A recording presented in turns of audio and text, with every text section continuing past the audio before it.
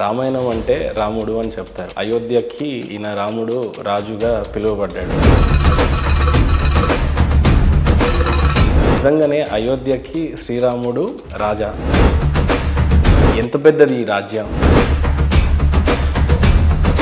ఆ రాజ్యంలో కుల మతాలు ఉండేవా? రిజర్వేషన్ సిస్టమ్ ఉండేదా? రాముడు నిజంగానే అయోధ్యని పాలించాడా? కులం మతం అనేది మన దేశానికి సంబంధించింది కానే కాదు.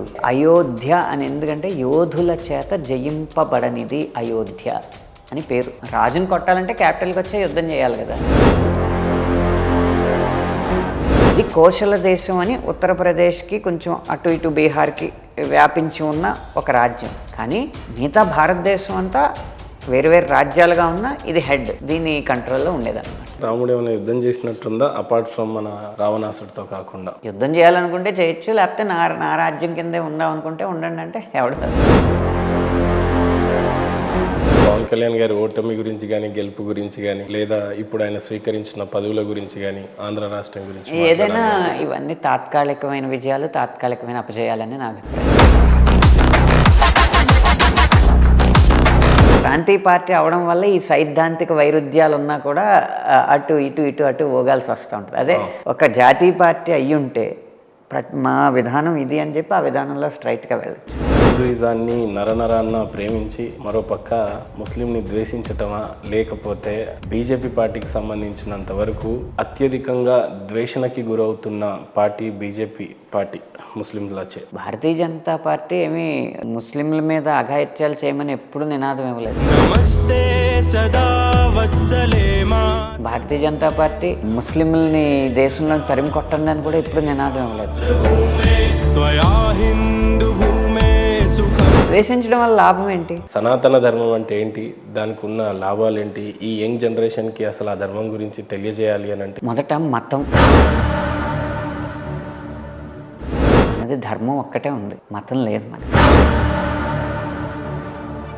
సుప్రీంకోర్టు జడ్జిమెంట్ కూడా ఒకటి ఉంటుంది, హిందూ అనేది మతం కాదు, అదొక జీవన విధానం. కల్కి సినిమా రిలీజ్ అయింది. కల్కి సక్సెస్ గురించి చెప్పాలన్నా, లేకపోతే ఆ సినిమా గురించి వినిపిస్తున్న రివ్యూస్ గురించి చెప్పాలన్నా, ప్రపంచ స్థాయిలో విజయవంతం అయినప్పుడు ఖచ్చితంగా మనం సంతోషించాల్సిన సందర్భం. ఆ సినిమా విజయవంతమైన సంతోషమే, మనం రాయిన సినిమా విజయవంతమైన సంతోషమే.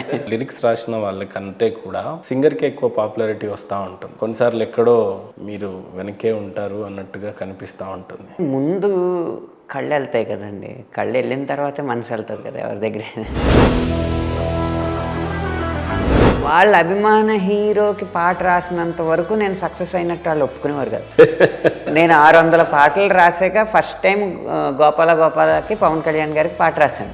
అప్పుడు దాకా నా ఫ్రెండ్స్ కొంతమంది నేను సక్సెస్ అయినట్టు ఒప్పుకోరా, ఇప్పుడు రా నువ్వు ఇండస్ట్రీలో సక్సెస్ అయ్యాను. మరి ఇందాక మీరు అన్నట్టే మీ ఫ్రెండ్సే ఒక్కొక్కరు ఇంజనీరింగ్, డాక్టర్స్, లేకపోతే ఈరోజు ఎవరైనా ప్రొఫెషన్ ఎంచుకోవాలి అని అంటే ఏదైనా ఐటీ సైడ్ ఇంకేదైనా బిజినెస్ ఏదో చూస్ చేసుకుంటున్నారు. ఈ ఆథర్ రచయిత వైపు కానీ, రైటర్ వైపు కానీ, లేకపోతే సినిమా ఇండస్ట్రీలో క్యారెక్టర్సే దొరకటం గగనం అనే రోజుల్లో రైటర్గా మారాలి అని అంటే రాను రోజుల్లో ఇది అంతరించిపోతుంది అని కూడా అనిపిస్తుందా? అసలు అంతరించిపోదు. అంటే నిజంగా పాట రాయగలిగితే, మరి రాయకుండా వచ్చేసి రైటర్ అయిపోతానంటే కాదు, కానీ ఇక్కడ ఉన్నంత వేకెన్సీ ఇంకెక్కడా లేదు. ఈ కాలంలో బాగా పాటలు రాయగలుగుతున్న వారు ఎవరు అంటే ఒక 6-7 పేరే మీకు గుర్తొస్తుంది. డైరెక్టర్స్తో కలిసి పనిచేశారు కదా శ్రీరామ్ గారు.